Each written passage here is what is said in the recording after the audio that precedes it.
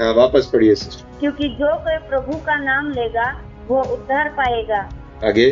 फिर जिस पर उन्होंने विश्वास नहीं किया वे उसका नाम कैसे ले, और जिसके विषय सुना नहीं उस पर कैसे विश्वास करे, और प्रचारक बिना कैसे सुने, और यदि भेजे न जाए तो कैसे प्रचार करे। जैसा लिखा है, उसके पाँव क्या ही सुहावने हैं जो अच्छी बातों का सुसमाचार सुनाते हैं। ओके, तो अभी सुसमाचार को लेकर यहाँ पर बात है। जो कोई प्रभु का नाम लेगा, जो कोई यीशु मसीह पर विश्वास करेगा, या जो कोई सच्चे परमेश्वर के पास आएगा, उसका उद्धार हो जाएगा। लेकिन दूसरी बात यहाँ पर लिखी है, जिसने विश्वास नहीं किया वो नाम कैसे लेंगे? विश्वास करने से उद्धार हो जाएगा, तो विश्वास ही नहीं किया तो नाम कैसे लेंगे? और अगर प्रभु के बारे में सुना ही नहीं है किसी ने, तो विश्वास कैसे करें? और अगर कोई प्रचार करने वाला नहीं है तो फिर सुनेंगे कैसे? और अगर परमेश्वर किसी को भेजे ना तो जाएगा कौन? यहाँ पे सारा बातें लिखा हुआ है, कैसे एक सुसमाचार कार्य करता है। हाँ, परमेश्वर किसी को भेजता है, वो जाकर प्रचार करता है।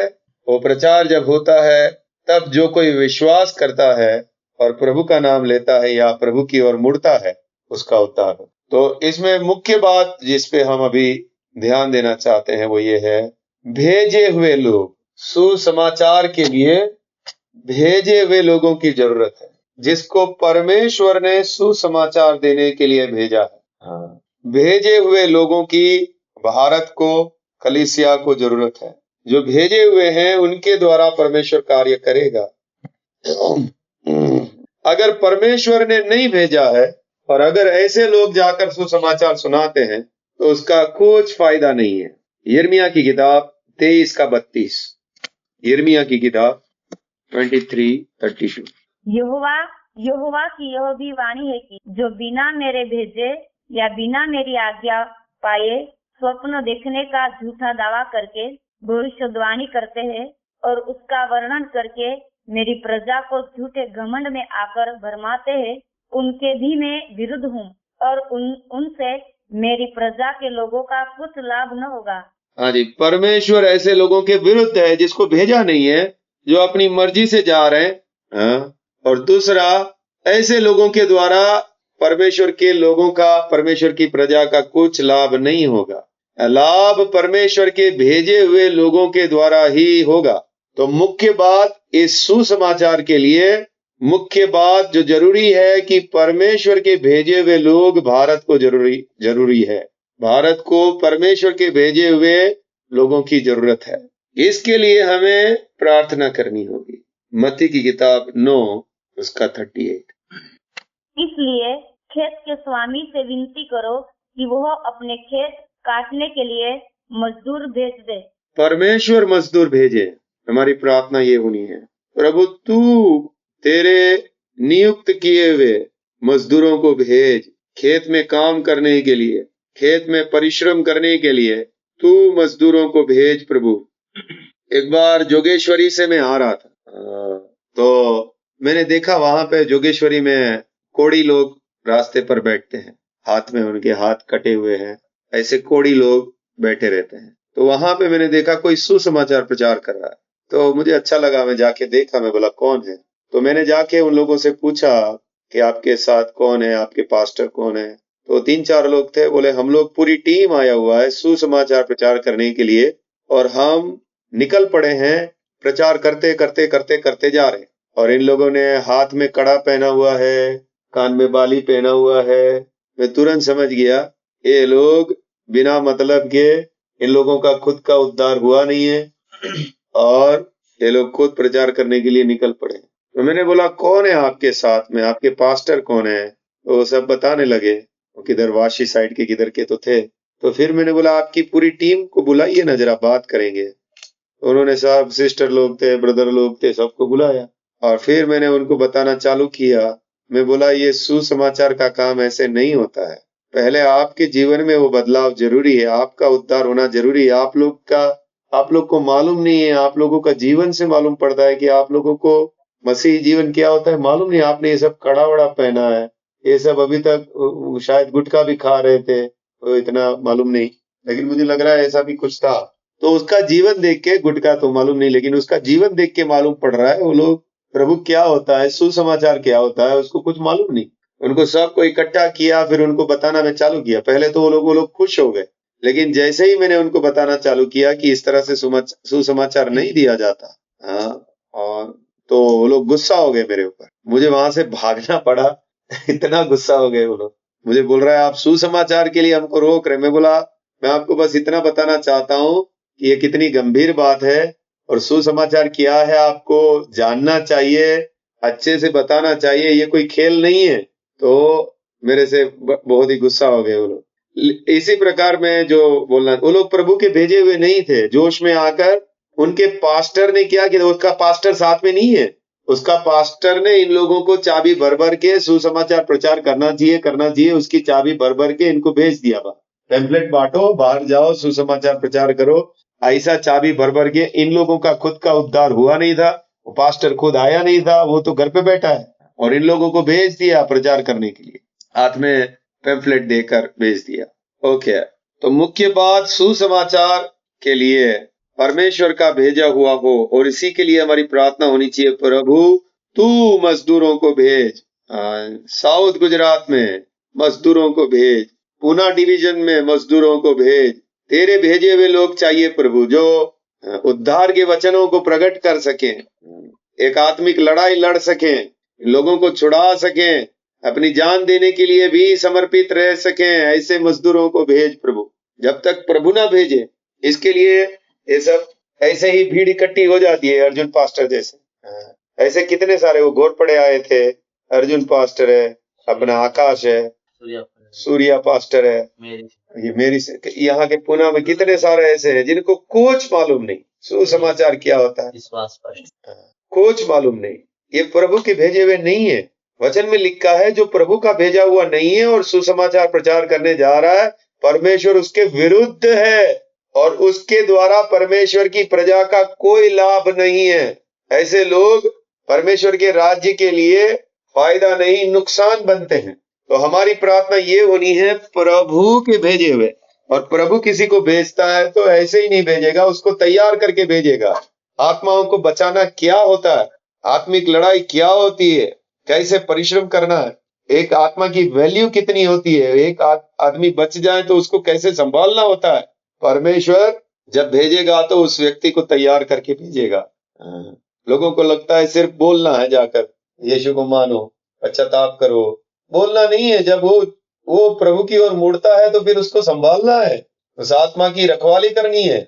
हमें सिर्फ बोलना नहीं है, उनको छुड़ाना है। अब वो जब मन लगाने लगता है, उसके पीछे पड़ना है, उसको सिखाना है, अपना पूरा शक्ति लगाना है उसको सिखाने के लिए, उसको प्रभु में खड़ा करने के लिए।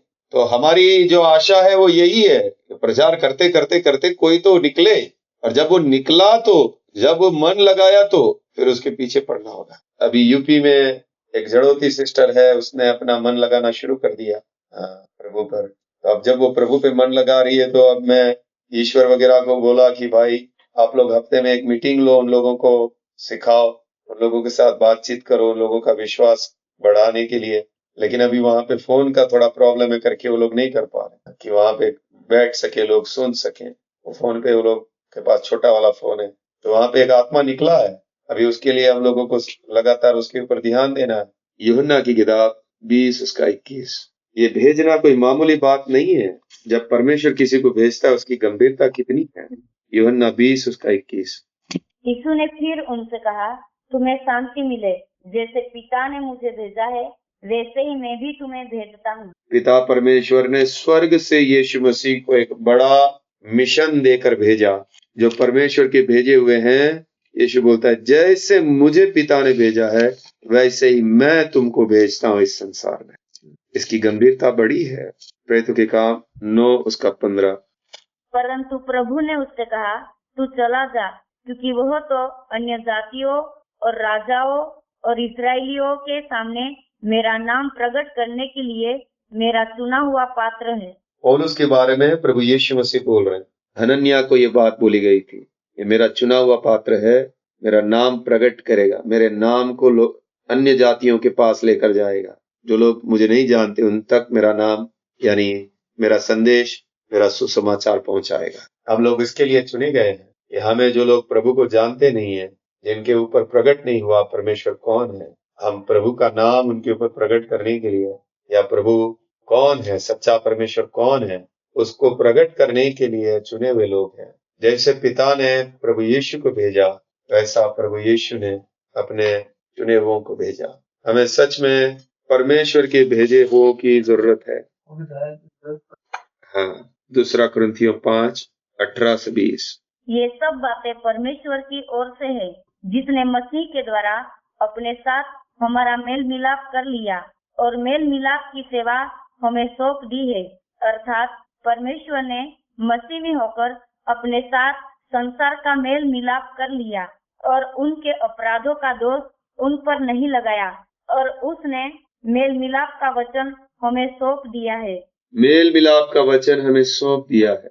हमारा मेल हो गया परमेश्वर के साथ, और हमें भी यही वचन देकर दूसरों के पास भेजा है कि हम जाकर लोगों को बोलते हैं परमेश्वर के साथ मेल मिलाप कर लो। परमेश्वर आप पर क्रोधित है, लेकिन प्रभु यीशु मसीह के द्वारा वो क्रोध हट सकता है, आपका मेल मिलाप हो सकता है परमेश्वर के साथ में। हाँ, 20वां वचन भी पढ़ लिए। इसलिए हम मसीह के राजदूत हैं, मानो परमेश्वर हमारे द्वारा विनती कर रहा है।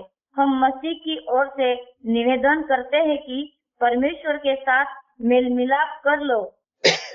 निवेदन करते हैं, हमें कितना नम्र रहना है। निवेदन क्या होता है? हम लोगों को आजीजी करते हैं, मेल मिलाप कर लो। तो बहुत ही नम्रता से हमारा सेवा होना चाहिए लोगों को सुसमाचार सुनाने का। इसके लिए हम उग्र नहीं हो सकते हैं। हम निवेदन करने जा रहे हैं, मेल मिलाप कर लो परमेश्वर के साथ।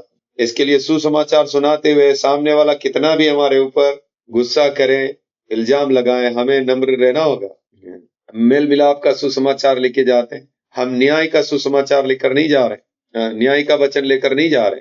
लूका की किताब उसका 4, लूका उसका 4 उसका 17 से पढ़िए। यशायाह भविष्यद्वक्ता की पुस्तक उसे दी गई और उसने पुस्तक खोलकर वह जगह निकाली जहाँ यह लिखा था, प्रभु का आत्मा मुझ पर है, इसलिए कि उसने कंगालों को सुसमाचार सुनाने के लिए मेरा अभिषेक किया है, और मुझे इसलिए भेजा है कि बंदियों को छुटकारे का और अंधों को दृष्टि पाने का सुसमाचार प्रचार करूं और कुचले हुओं को छुड़ाऊं। 19 भी। और प्रभु के प्रसन्न रहने के वर्ष का प्रचार करूं। प्रभु यीशु मसीह इसीलिए आया, कंगालों को सुसमाचार मिले, बंदियों को छुड़ाया जाए, अंधों को दृष्टि दी जाए, कुचले हुओं को छुड़ाया जाए। प्रभु का प्रसन्न रहने का समय है अभी, उसका न्याय का समय नहीं है। तो ये सुसमाचार हमें लोगों तक पहुंचाना है जो शैतान के बंदी है, जो शैतान के द्वारा कुचले हुए हैं, इस धरती पर के जीवन के द्वारा कुचले हुए हैं, बीमारियों के द्वारा कुचले हुए हैं। जो लोग अंधकार में, उनको मालूम नहीं पड़ रहा सच्चाई क्या है, झूठ क्या है, अंधे हैं वो लोग। ये सुसमाचार हम उन तक पहुंचा सकते हैं। प्रभु यीशु मसीह को इसीलिए भेजा था, अंधों को दृष्टि मिल जाए, बंदी लोग छुटकारा प्राप्त कर लें, जो इस धरती के ऊपर कुचला हुआ है बीमारियों के द्वारा, पीड़ाओं के द्वारा, उनका छुटकारा हो सके। अद्भुत सुसमाचार हमें दिया गया है। आखिरी वचन पढ़ेंगे, फिर प्रार्थना में जाएंगे। भजन संहिता 68 उसका 11, 68 उसका 11। प्रभु आज्ञा देता है, तब शुभ समाचार सुनाने वालियों की बड़ी सेना हो जाती है। वालियों की, सिस्टर लोगों की बड़ी सेना, सुसमाचार सुनाने वालियों की सेना। 68 उसका 11। क्या हमारे बीच में ऐसी सेना होगी? सुसमाचार सुनाने वालियों की सेना। प्रभु आज्ञा देता है, तब सुसमाचार सुनाने वालियों की बड़ी सेना हो जाती। हालेलुया। ठीक है, तो मुख्य रूप से परमेश्वर सुसमाचार के लिए लोगों को भेजता है। परमेश्वर इस बड़े काम के लिए लोगों को भेजता है, और जब परमेश्वर भेजता है तो उसको तैयार करके भेजता है। और हमारी प्रार्थना भी यही होनी है, प्रभु तेरे भेजे हुए परिश्रम करने के लिए लोग इस विस्तार में भेज। सच्चे लोग चाहिए, सच्चे परिश्रम करने वाले चाहिए। ये मेल का सुसमाचार, जो लोग बंदी हैं, जो अंधे हैं, जो कुचले हुए हैं, लोगों का छुटकारा का सुसमाचार परमेश्वर लोगों को भेजे। हमें भारत में बहुत ही जरूरत है परमेश्वर के भेजे हुओं की। और प्रभु ये आखिरी दिनों में हमारे देश में कार्य करें कि प्रभु का अनुग्रह हो, उसके तैयार किए हुए लोग इस देश में दिए जाएं जो उद्धार के सच्चे वचनों को प्रकट करें, लोगों को परमेश्वर के साथ मेल मिलाप कराएं और इस अद्भुत मार्ग लोगों को बताएं। ठीक है, आइए हम लोग आगे बढ़ेंगे।